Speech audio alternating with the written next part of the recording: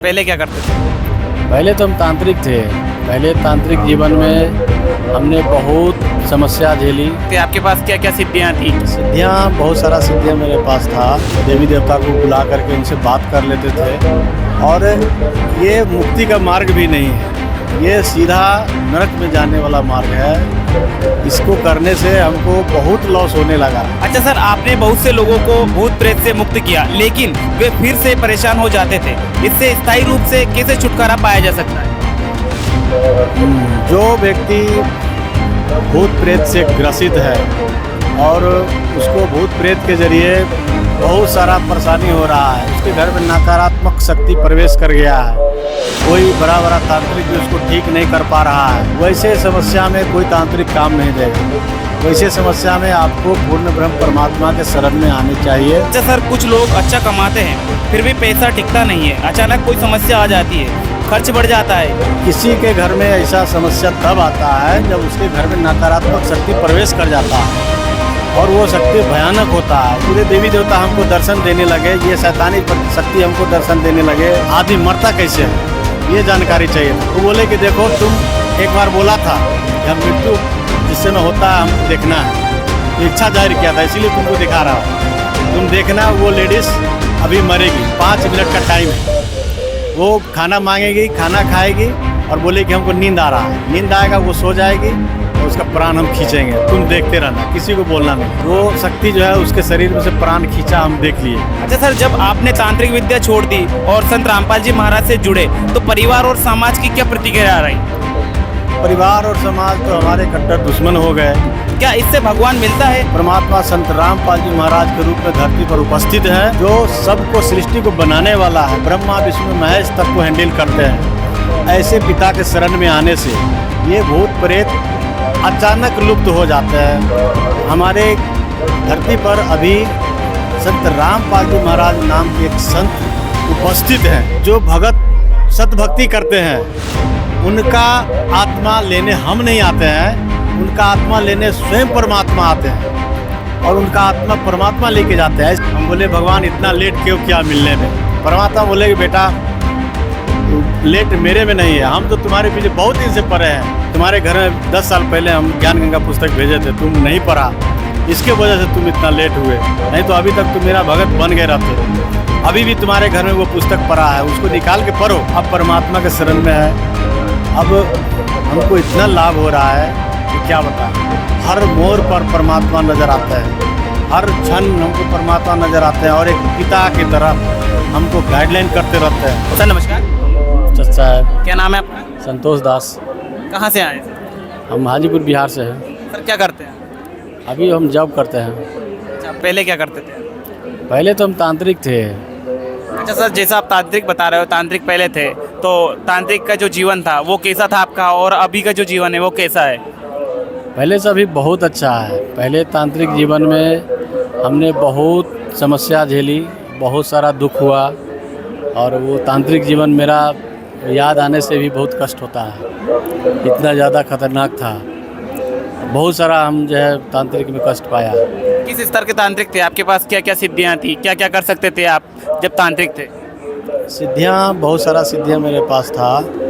और जैसे हम किसी का दिल की बात जान जाते थे और देवी देवता को बुला करके उनसे बात कर लेते थे और सिर्फ बात कर पाते थे। और सिद्धियाँ वो लोग बताया कि ये सिद्ध कर लो, ये शक्ति सिद्ध कर लो से ये आएगा। तो जैसे हम नवरात्रि दुर्गा को सिद्धि किया था, शमशान साधना किया और आपको भैरव सिद्धि किया, बहुत सारा सिद्धि किया। उसके बाद कामाख्या जा कर के कामाख्या सिद्धि किया और बड़ा बड़ा सिद्धि हमको हासिल हो गया था, जिसके वजह से बहुत सारा पावर मेरे अंदर में आ गया था और उससे हम तांत्रिक का काम किया करते थे। आप तांत्रिक रहे हो तो आपसे देवी देवता भी मिले होंगे, क्या आप उनसे मिले हो, क्या बात करी है आपने? क्योंकि अक्सर तांत्रिक इतने सिद्धि युक्त होते हैं कि देवी देवताओं से बात कर सकते हैं। कई ऐसी शक्तियाँ जो समाज के लिए दुष्प्रभाव फैलाती है, ऐसी शक्तियों से आप बात कर सकते हो, तो क्या रहा आपका जी? ऐसा है कि इस लाइन में तो समझे कि मेरे पास ऐसा सिद्धि हो गया था कि लगभग जितने देवी देवता लोग पूजते हैं। सभी देवी देवता मेरे साथ बात करते थे, जैसे दुर्गा, काली, हनुमान, शिव, और उसके बाद जितना देवी देवता है लगभग सभी देवता से हम बात किया करते थे। और इनके साथ बात करने के दौरान ये रास्ता जो बताते थे उसके हिसाब से हम चलते थे। जैसा कि सर क्या सच में ब्रह्मा विष्णु महेश और अन्य देवी देवता आपसे मिलने आते थे? ब्रह्मा विष्णु महेश मेरे पास आए थे और भेष बदल के आए थे, साधु के सन्यासी के भेष में आए थे। तीनों का शकल एक ही था और हृष्ट पुष्ट शरीर था, तीनों का शकल एक था, एक जैसा थे, जैसा लगता था कि तीनों भाई हैं, जुड़वा। उस तरह से आए और मेरे घर पे बोले कि बच्चा हमको भूख लगा है, भोजन करना है। हमने उनको भोजन खिलाया और उसके बाद वो बोले कि बच्चा हम बहुत दूर से आए हैं तो हमको जाना है। हम बोले नहीं, थोड़ी देर विश्राम कीजिए फिर जाइएगा। बोले कि नहीं हमको जाना है। हम बोले ठीक है, तो निकल दिए, मेरे घर से निकल दिए। हम जाते जाते उनको हम देख रहे थे कि ये तीनों साधु एक समान है। मेरे मन में कुछ संशय हुआ कि ये साधु जैसा तो नहीं लगता, साधु है लेकिन कुछ बड़ा शक्ति लग रहा है इसके अंदर में। फिर अचानक देखे कि ये चलते चलते गायब हो गया, जो तीनों साधु लुप्त हो गए। फिर हम देखते रह गए, किधर गया मालूम नहीं चला किधर गया। फिर रात्रि में हम जो है साधना करके पता किए कि ये साधु कौन थे। तो सिद्धि साधना किए, उस समय याद किए कि भाई ये साधु मेरे पास जो आए आज भोजन करने, ये कौन थे। तो हमको मालूम चला कि ये ब्रह्मा विष्णु महेश आपके यहाँ भेष बदल के और भोजन करके चले गए। और मेरे यहाँ ब्रह्मा विष्णु महेश का प्रवेश हुआ, उसके बाद से मेरे घर में और ज़्यादा खलल पैदा शुरू हो गया। जैसे गरीबी हो गया बहुत ज़्यादा, हमारा स्थिति बिगड़ने लगा धीरे धीरे, है ना। किधर भी कोई भी काम करते थे उसमें मन नहीं लगता था, इनकम नहीं होता था। कोई भी काम किए उसमें मेरा इनकम होने नहीं दिया, यहाँ तक लॉस हो गया है। तो क्या सर आप बिना किसी परिचय के किसी का भूतकाल भविष्यकाल जान लेते थे? क्या ये शक्तियाँ अब भी आपके पास हैं? अभी ये सब शक्तियों को हम याद नहीं करते, लेकिन पहले ये सब हम किया करते थे। वो आदमी का चेहरा देख करके उसके 6 महीना साल भर बैक में जा कर के उसको क्या हुआ, किधर कोई बीमारी हुआ, एक्सीडेंट हुआ या कुछ भी प्रॉब्लम हुआ, उसको हम बता दिया करते थे, जिसके वजह से लोग हम पर पूरा विश्वास करते थे, प्रभावित हो जाते थे और हमारे पैर पकड़ लेते थे। हमको ये समस्या है, ठीक कर दो, आप तो बाबा हो, ये हो। तो ऐसा क्या हुआ कि आपने अपनी तांत्रिक विद्या को छोड़कर संत रामपाल जी महाराज के आध्यात्मिक मार्ग को अपना लिया?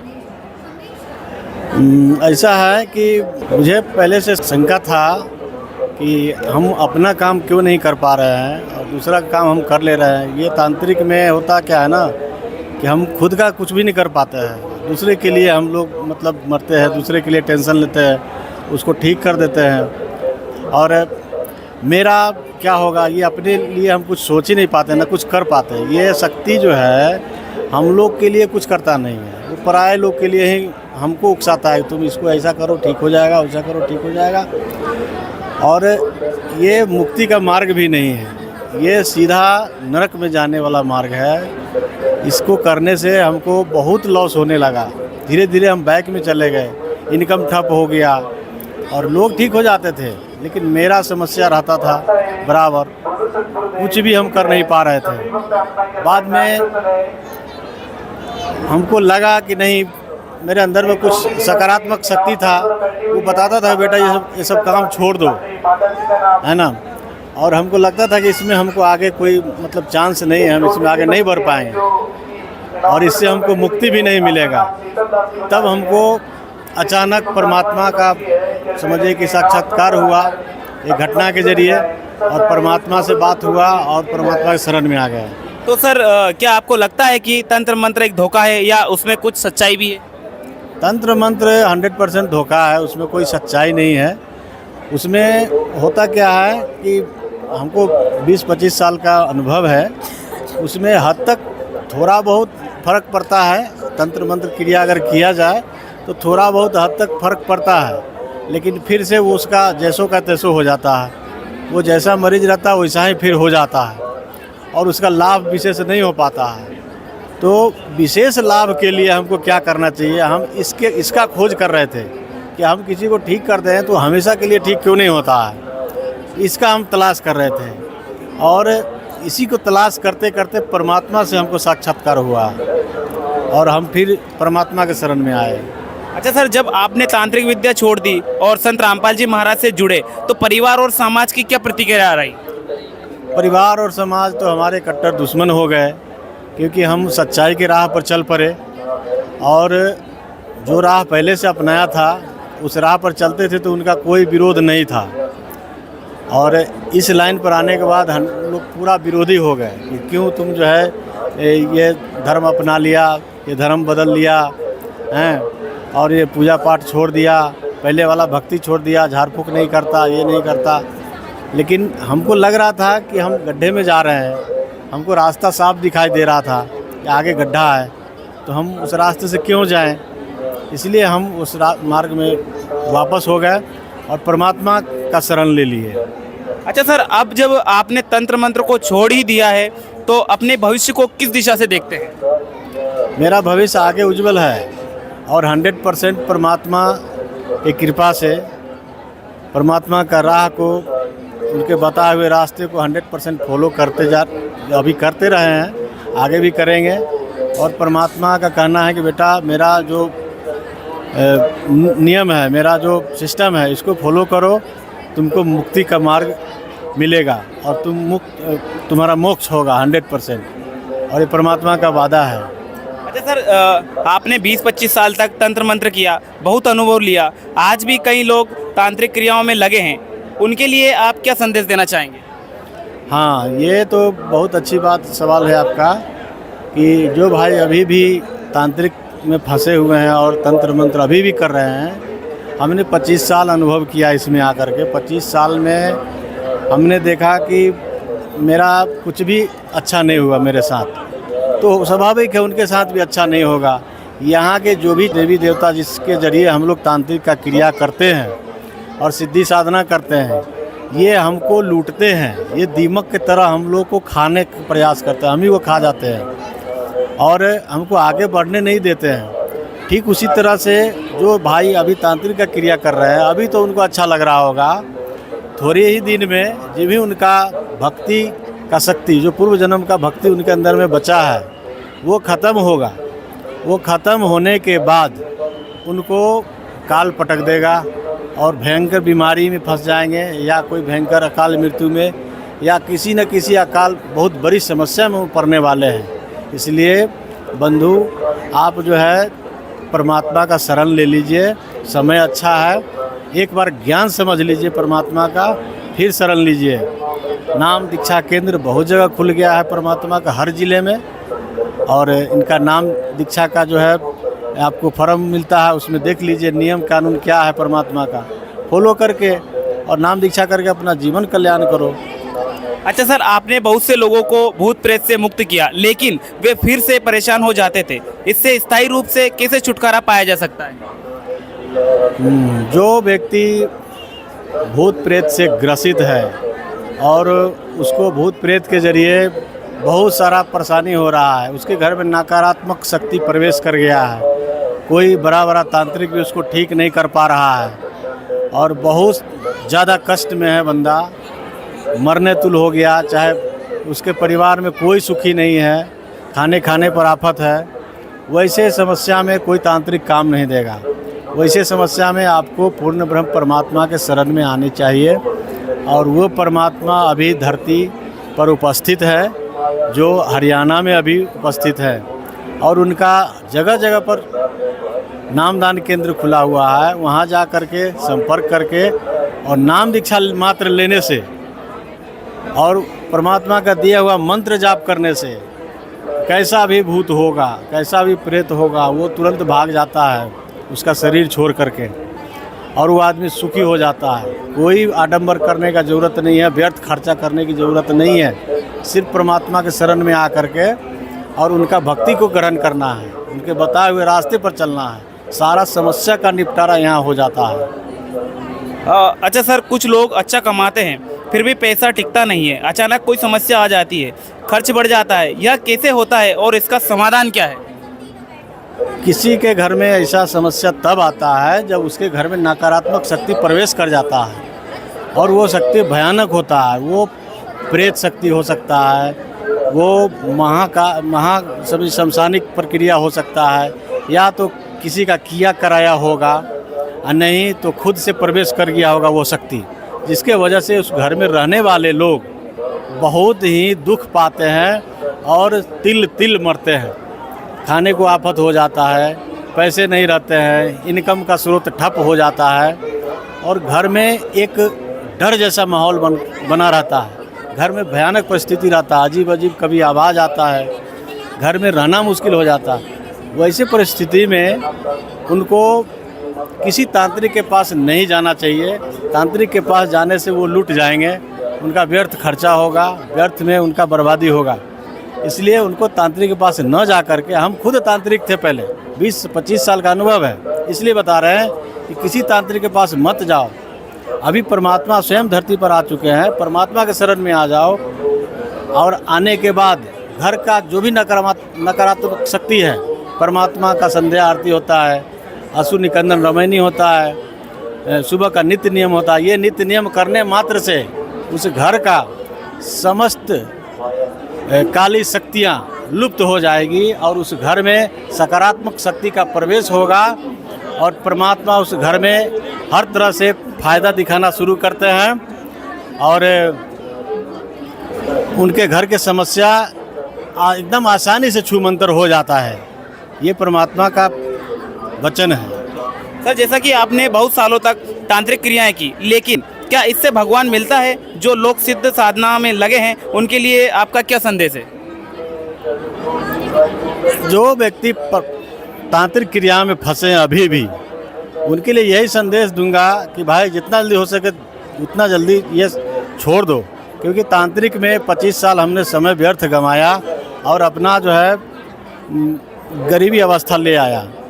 तांत्रिक प्रक्रिया में होता क्या है, आप नकारात्मक शक्ति को पूजते हो, सकारात्मक शक्ति आपका कोई लाभ देता नहीं है, और वो शक्तियाँ आपको सीधे बैक में लेके चला जाता है। आप दूसरा का कल्याण कर लेते हो, लेकिन अपना कल्याण नहीं होता है, और आपको जो है बहुत कष्ट होना शुरू हो जाता है। इसलिए आप ये प्रक्रिया को छोड़ करके और बहुत ही जल्द परमात्मा के शरण में आए। परमात्मा संत रामपाल जी महाराज के रूप में धरती पर उपस्थित हैं, और अभी पूरे भारत में नहीं पूरे विश्व में परमात्मा का डंका बज रहा है। सोशल मीडिया और आपको टीवी से प्रचार हो रहा है, और आपको हर जगह उनका नाम दीक्षा केंद्र खुला हुआ है। आप कहीं भी संपर्क करके और उनका जो है ज्ञान को पहले समझो, उसके बाद परमात्मा के शरण में आओ। सर, जैसा कि लोग देवी देवताओं की भक्ति करते हैं फिर भी दुर्घटनाओं में मर जाते हैं, अगर वे सच में भगवान हैं तो अपने भक्तों को बचाते क्यों नहीं है? ये सवाल अच्छा है आपका। बहुत सारे लोग भक्ति करते हैं और खूब भक्ति करते हैं, जय माता दी जय माता दी करते हुए लोग जो है चढ़ते हैं पहाड़ी पर, इतना ऊंचा चोटी पर चढ़ जाते हैं जहाँ पर चढ़ना आसान बात नहीं होता है, और उनका एक ही भी होता है माता का दर्शन करना, और जय माता दी गाते हुए जाते हैं। उनके दिल में माता का निवास रहता है, लेकिन वो बस जिस बस में वो लोग जाते रहते हैं वो बस खाई में क्यों गिर जाता है, और उसमें खाई में गिरने के बाद उसमें जो जय माता दी बोल रहे थे वो लोग का क्या होता है, वो लोग मर जाते हैं। वहाँ पर देवी का शक्ति कहाँ जाता है, और वो देवी उनको बचा नहीं पाती। ऐसा बहुत सारे बात है। जैसे बोलबम लोग जाते हैं, बोलबम में भी जो लोग बोलबम करते हुए जाते हैं, पहले गंगा स्नान करते हैं, जल उठाते हैं। बहुत सारे लोग गंगा में डूब के मर जाते हैं, बहुत सारे लोग गंगा में डूब के मर जाते हैं भाई। उसके बाद वो कांवर लेके चलते हैं, रास्ते में वो सारे आडंबर करते हैं। कोई गांजा पी रहा है, कोई बीड़ी पी रहा है, कोई सिगरेट ले रहा है, सारा नशा करते हैं। ये क्या है, सारा नशा करते हुए बोलबम जाता है लोग, और उसका नाश होता है। कोई एक्सीडेंट में मारा जाता है, उधर शंकर भगवान का शक्ति किधर जाता है। ये सब आडंबर व्यर्थ है, और इसको करने से कोई लाभ है नहीं। क्योंकि हम भी इस मार्ग में पहले थे और यही सब क्रिया को किया करते थे। लेकिन सर कुछ लोग कहते हैं कि उन्हें देवी देवताओं के दर्शन होते हैं, वे उनसे पूजा पाठ करवाते हैं, लेकिन सही मार्ग क्यों नहीं दिखाते? देवी देवता दर्शन इसलिए देते हैं ताकि ये मेरे से ऊपर नहीं जाए, मेरा भक्ति करे, हम ही को सबसे बड़ा भगवान मान करके हम ही को पूजे और आगे का ख्याल न आए इसको, इसलिए वो दर्शन देना शुरू करते हैं। तो भोले प्राणी जो भी भगत लोग होते हैं, भोला भाला होता है, इन लोग को लगता है कि हमको साक्षात देवी का दर्शन हो गया, भगवान का दर्शन हो गया, हमको तो भगवान मिल गया। लेकिन वो भगवान है ही नहीं, उनसे कुछ होने का नहीं है। उनके दर्शन मात्र से अगर आपका साधारण बीमारी भी दूर हो जाए तो आप थोड़ा सा उपकार मान लोगे, लेकिन कोई बीमारी भी दूर नहीं होगा आपका। वो देवी किस काम का?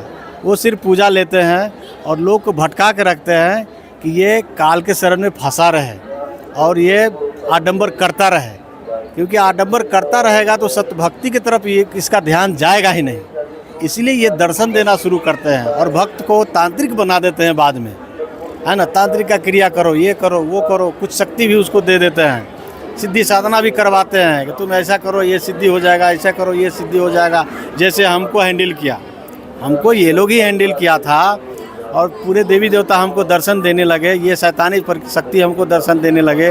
लंकेश, दशानन, जितना असुर समाज है वो सारा असुर समाज हमको दर्शन देते थे, हमसे बात करते थे और बड़ा बड़ा काम मेरा भी करते थे और हमको इसी में फंसा के रखा लो। इसलिए फंसा के रखा था कि हम आगे न बढ़ जाए, क्योंकि मेरे दिल में कहीं न कहीं वो सकारात्मक शक्ति मौजूद था और वो परमात्मा को पाने का दिली इच्छा था। वो परमात्मा किधर है, कहाँ है?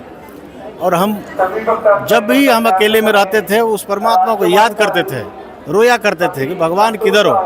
अभी इतना पूजा पाठ कर रहे हैं, ये सारे देवी देवता को पूज रहे हैं, इतना मेहनत करते हैं, फिर भी मेरा कोई कल्याण नहीं हो रहा, हम कष्ट में हैं। सर कुछ लोग डरावने सपने देखते हैं, शमशान में घूमते हैं, कटा फटा शरीर देखते हैं, यह सब क्यों होता है और इसका सही समाधान क्या है?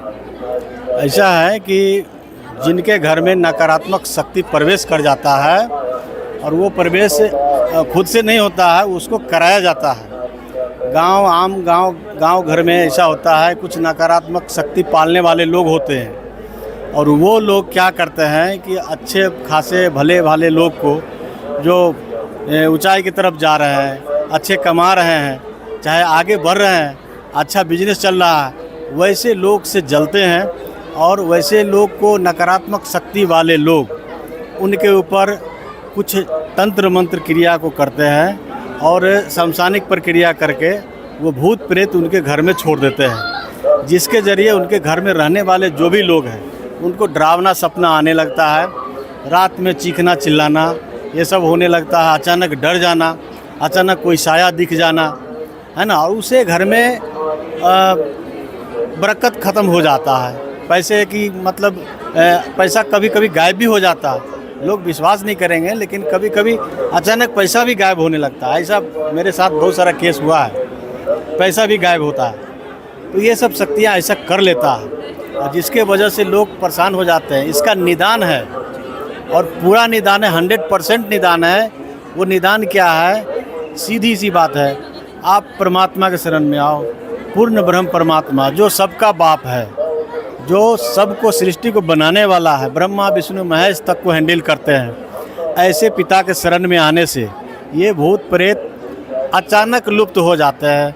इनका जो गुरुजी बताते हैं, हमारा नित्य नियम घर में स्टार्ट होता है। जिस दिन से स्टार्ट होता है उसी दिन से नकारात्मक साया बहुत दूर भाग जाता है और उस घर में रहने वाले जो भी लोग हैं वो सुखी संपन्न हो जाते हैं, उनको लाभ ही लाभ होने लगता है। ये तो एकदम आसान है। परमात्मा का अभी पूरा होड़ चल रहा है पूरे भारत में। कुछ लोग झूठ, ठगी, धोखा और अत्याचार करते हैं, क्या कोई ऐसी पूजा या साधना है जिससे इनका नाश हो सके?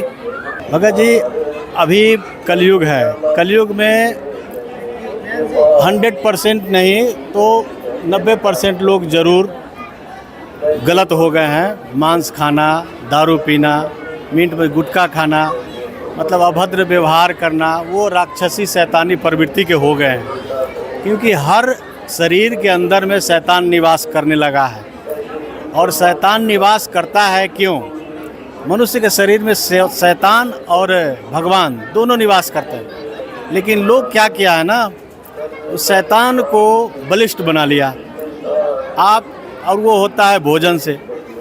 और यहाँ के जो काल भगवान है, सबके माइंड में ये सेटिंग कर दिया कि तुम मांस खाओ, दारू पीना, सिगरेट पीना, ये सब लोग को नर्क की तरफ लेके जाता है। और ऐसे करने से ये पूरे समाज भ्रष्ट हो रहा है। हमारा इसका निदान यही है कि हमारे धरती पर अभी संत रामपाल जी महाराज नाम के एक संत उपस्थित हैं, और वो संत का प्रचार पूरे भारत में ज़ोर शोर से हो रहा है। हर सोशल मीडिया प्लेटफॉर्म पर उनका प्रचार देखने को मिलता है, उनका पुस्तक का प्रचार मिल रहा है, और हर ज़िले में उनका नाम दीक्षा केंद्र बन गया है। लोग जुड़ रहे हैं धीरे धीरे और सुख पा रहे हैं। तो भाई से यही अनुरोध है, जो दुखी है इस तरह से भूत प्रेत की समस्या से, आप तत्काल किधर भी नहीं जाओ, किसी भी तांत्रिक के पास मत जाओ, और सीधा नाम दीक्षा केंद्र पर जाओ। हर गांव में कोई ना कोई भगत मिल जाएंगे संत रामपाल जी महाराज का। उस भगत से संपर्क करके और संत रामपाल जी के आश्रम में जा कर के और इसका निदान 100% पालो। हमेशा हमेशा के लिए कभी दुखी नहीं होगा, कभी शैतानी शक्ति आपके घर में प्रवेश नहीं करेगा। ऐसा होता है। सर, हमारे दर्शकों को ये बताइए कि आप संत रामपाल जी महाराज की शरण में कैसे आए? हम संत रामपाल जी महाराज के शरण में ऐसे आए कि हम सिद्धि साधना तो पहले भला कहीं करते थे, तांत्रिक उस समय थे। तो हुआ यूँ कि एक बार हमको आदमी मरता कैसे है ये जानकारी चाहिए था। हम जो भी यहाँ के देवी देवता थे, ये सबसे मतलब अनुरोध किया कि लोग मरता कैसे, मरता हुआ हम देखना चाहते हैं। एक दिन ऐसा हुआ कि हम कहीं जा रहे थे और वहाँ एक लेडीज़ हॉस्पिटल से आई थी। वहाँ पे वो लेटी हुई थी, वहाँ हम गए, वो धार्मिक लोग थे, उनसे कुछ चर्चा करने लगे। वो जो लेडीज़ लेटी हुई थी उनसे मिलने के लिए लोग आया था, और क्योंकि वो हॉस्पिटल से आई थी 3 महीने में और बच गई थी, मरने वाली थी लेकिन बच गई थी इलाज के दौरान। फिर वहाँ हम गए तो वहाँ 2 आकृति हमको दिखाई दिया उनके आसपास में, और वो भयानक आकृति शैतान की तरह दिखाई दिया। और उनसे हम बात किया कि आप है कौन? वो बोला कि देखो हम यमदूत हैं और हम इस लेडीज़ को ले जाने के लिए आए हैं। फिर बोले तो हमको क्यों आप दर्शन दिए? हमको आप दिखाई भी नहीं दे सकते थे, हमको क्यों दिखाए? वो बोले कि देखो तुम एक बार बोला था कि हम मृत्यु जिस समय होता है हमको देखना है, तो इच्छा जाहिर किया था, इसीलिए तुमको दिखा रहा हूँ। तुम देखना, वो लेडीज़ अभी मरेगी, 5 मिनट का टाइम है। वो खाना मांगेगी, खाना खाएगी और बोले कि हमको नींद आ रहा है। नींद आएगा, वो सो जाएगी और उसका प्राण हम खींचेंगे, तुम देखते रहना, किसी को बोलना नहीं। और ठीक मेरे सामने वो आकृति वो लेडीज़ के पास गया और जा कर के खड़ा था। वो लेडीज़ बोली कि हमको कुछ खिलाओ। खाया, 2-4 चम्मच कुछ खाने के बाद वो लेट गई, और लेटने के बाद बोला कि तुम लोग भी जाओ खाना खाओ। सब चला गया और उसका सिर लुढ़क गया। वो शक्ति जो है उसके शरीर में से प्राण खींचा, हम देख लिए। और वो एक दीपक की तरह हाथ में लेके जा रहा था ऊपर। बोला कि देखो इसका प्राण हम लेकर के जा रहे हैं। तो उससे हम बात किया, मेरा क्या होगा? आप जिस तरह से इसको मार दिया, हमको भी इसे मार के ले जाइएगा। तब वो बोलता है यमदूत, बेटा ऐसा नहीं है, जो भगत सतभक्ति करते हैं उनका आत्मा लेने हम नहीं आते हैं, उनका आत्मा लेने स्वयं परमात्मा आते हैं और उनका आत्मा परमात्मा लेके जाते हैं। ऐसे भगत बहुत कम होते हैं इस धरती पर। आप भक्ति करो, कोई अच्छे संत से मिलो और भक्ति करो। और भक्ति करने के बाद तुम्हारा आत्मा को लेने हम लोग नहीं आएंगे, कोई शैतान नहीं आएगा, है ना। फिर क्या हुआ कि ये घटना घट गई। कुछ दिन के बाद, कुछ दिन में हम इधर उधर फिर घूम ही रहे थे, भटक रहे थे काम के तलाश में। एक पुराने जो कबीर भक्त थे उनके यहाँ गए, तो वो बहुत बचपन से भक्ति करते थे, लेकिन वो खैनी खाते थे और वो उनका भक्ति उसी तरह से चलता था। वो पुराने भगत थे, कोई लाभ नहीं था, उनको भी परेशानी हुआ करता था। तो उनके यहाँ गए, उनको बोले कि आप कबीर साहब का कहानी हमको बताइए, संत कथा, कबीर जो संत हैं उनका कथा हमको सुनाइए। तो वो संत कथा सुनाने लगे, कबीर साहब का जन्म की कहानी। ऐसा हुआ, कबीर साहब का जन्म का कहानी सुनते सुनते अचानक कबीर साहब आशीर्वाद मुद्रा में उनके पीछे खड़े हमको दिखे। उनके पीछे खड़े देखे, साक्षात दर्शन दिया परमात्मा हमको। और दर्शन देने के बाद हमने उनको नमस्कार किया मन ही मन, और हमने सोचा कि ये साधारण संत नहीं हो सकते हैं, क्योंकि इतना संत कथा में इतना संत का वर्णन हमने सुना है। कोई संत आज तक हमको दर्शन नहीं दिया, और ये कौन, ये इतना शक्तिशाली संत है जो हमको दर्शन दे दिए। और ऐसा 2 बार मेरे साथ हो चुका। गुरु जी के मार्ग में आने से पहले संत कबीर दास जी का हमको 2 बार दर्शन हो चुका है।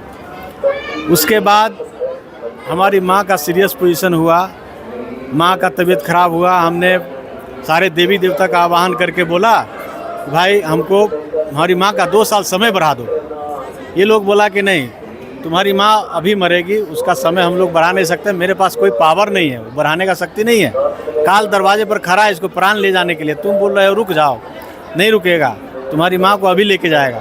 फिर हम दरवाजे पर भाग के गए, वहाँ देखा भयानक शकल में काल खड़ा था, बड़े बड़े दांत, बड़े बड़े बाल, इतना भयानक उसका चेहरा था, अगर साधारण आदमी देख ले तो वही मर जाए। और वो काल से हमने डायरेक्ट बात किया, उनसे बात किया, बोला कि आप क्यों आए हो। तो इनसे बात करने से पहले जब हम जा ही रहे थे, उससे मेरे अंतरात्मा में कोई बोल दिया था, ये काल तुमसे झूठ बोलेगा। और वो काल हमसे झूठ ही बोला। वो बोला कि हम भगत तुमसे मिलने आए हैं, तुम गांव में भगत हो इसलिए तुमसे मिलने आए हैं, इधर में एक काम था मेरा, किसी लेडीज़ का को ले जाना है इसलिए आए हैं। हम बोले कि नहीं, आप झूठ बोल रहे हो, मेरी माँ को लेके आप जाइएगा, क्योंकि अंतरात्मा में हमको कोई बोल दिया था। और ऐसा ही हुआ, काल इतना बोल के अदृश्य हो गया। हमारी माँ थोड़ी देर में डेथ कर गई। तो हमारी माँ थोड़ी देर में डेथ कर गई, तो हमारी माँ का क्रियाक्रम सब खत्म हो गया। ख़त्म होने के बाद हम ध्यान साधना किए, और रात्रि में सबको सो जाने के बाद हमने ध्यान किया कि भाई वो कौन शक्ति है जो मेरे अंदर से ही बोला कि ये काल झूठ बोलेगा। और सही में काल हमसे झूठ बोला। थोड़ी देर बाद हमारी माँ मर गई। तो मेरे अंदर से परमात्मा बोलते हैं, बेटा हम तुम्हारे अलग नहीं है, तुमसे दूर नहीं है, हम तुम्हारे अंदर ही रहते हैं। तो हम बोले कि आप हैं कौन, आप परिचय दीजिए। बोले बेटा मैं परमात्मा हूँ, और हम पूर्ण ब्रह्म परमात्मा हैं, और यहाँ के जितना देवी देवता हैं, ब्रह्मा विष्णु महेश, सब मेरे नीचे हैं, हम सबसे ऊपर आते हैं। और ये सब भगवान मेरे अंदर में काम करते हैं, मेरे अधीन में है, मेरे नीचे है। और इनको पूजने से आपको मुक्ति नहीं मिलेगा, आपको लाभ नहीं मिलेगा, आपको सुख नहीं मिलेगा। और जो भी इनको पूजता है वो नरक जाता है, उनको कभी सुख नहीं होता है। इसलिए अब तुम मेरे शरण में आ गया है, अब तुमको कोई दुख नहीं होने दूंगा, अब मेरे बताए रास्ते पर चलो। फिर हमको रोना आया। हम बोले भगवान इतना लेट क्यों किया मिलने में। परमात्मा बोले कि बेटा लेट मेरे में नहीं है, हम तो तुम्हारे पीछे बहुत दिन से पड़े हैं। तुम्हारे घर में 10 साल पहले हम ज्ञान गंगा पुस्तक भेजे थे, तुम नहीं पढ़ा, इसके वजह से तुम इतना लेट हुए, नहीं तो अभी तक तुम मेरा भगत बन गए रहते। अभी भी तुम्हारे घर में वो पुस्तक पढ़ा है, उसको निकाल के पढ़ो। फिर हमको याद आया ज्ञान गंगा पुस्तक हम सोनपुर मेला से लिया था, 10 रुपये करके 2 पुस्तक मिला था 20 रुपये में। वो पुस्तक मेरे घर में ही होगा। कल होकर के वो पुस्तक हमने ढूंढा, मिला पुस्तक, फिर उसको पढ़ना शुरू किया। पुस्तक पढ़ने के बाद कुछ ज्ञान हुआ मेरे अंदर में। फिर हम परमात्मा से एक दिन बात किए, परमात्मा अब क्या करें, अब तो हम पुस्तक भी पढ़ रहे हैं, फिर भी हमको लाभ नहीं हो रहा।